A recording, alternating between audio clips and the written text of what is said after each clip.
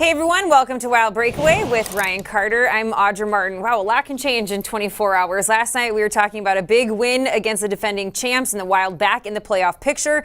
They went into this one in Raleigh having been bumped out of the playoff picture and with a chance to get back in it with 2 points against the Canes, but unfortunately they couldn't get it done. A 5-1 final. The Carolina Hurricanes really taking it to the Wild. Yeah, the Carolina, maybe just too much for the Minnesota Wild tonight, especially after what happened this afternoon. The Wild out of a playoff spot. They had to sit idle and watch from their hotel rooms. Well, then they get news that they're without Zach Parise, and I think maybe that combo was too much for them.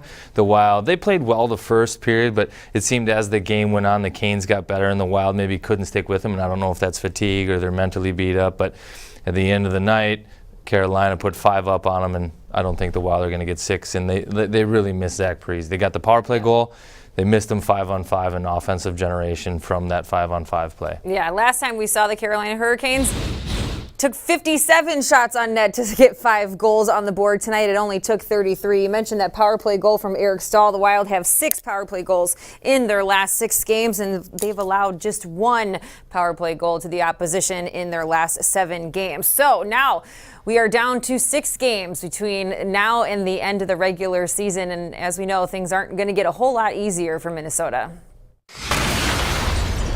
At this stage, if I firmly believe we have to win 4 to 6 and to have a shot at this. And so it's you only again just take the one game at a time, and hopefully with a day's rest tomorrow, and it's not easy facing Nashville, but we come up with something solid, and then that'll lead us through to the next week. So here's the next 3 for Minnesota. They will have a quick stop back at home to take on the Nashville Predators on Monday night before they will take to the road.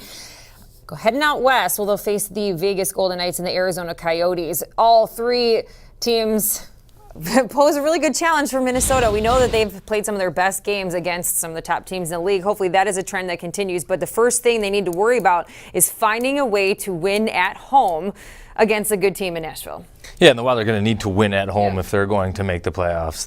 And Bruce set a realistic goal, which I like. He didn't say, hey, listen, I think we're going to have to win 6 in a row. He said, we're going to have to win 4 of 6. He set a realistic goal. I think the players can buy into that, and I think it's really truthful. They win 4 out of 6, but they're going to have to win at home. And it happens to be Nashville Monday night, and Nashville's a team that has beat them 3 times, twice by shootout, and it's tough to sweep a team. So the Wild have got to feel good about their game right now. They were good against Washington. They play good against good teams. Find a way to bring that at home. They're structured on the road. Bring that structured game home. Play it. Take 2 points from Nashville and move forward. Yeah, well, the Wild are 2-3-3 so far this season against those next 3 opponents. So we will see if they can get back in the win column. It's, like we've said the last couple of games, the biggest game of the season, a must-win game this season, and it's not going to be easy against the Nashville Predators. But we'll see if they can walk away with 2 big points Monday night. For Ryan Carter, I'm Audra Martin. Thanks for joining us tonight on Wild Breakaway.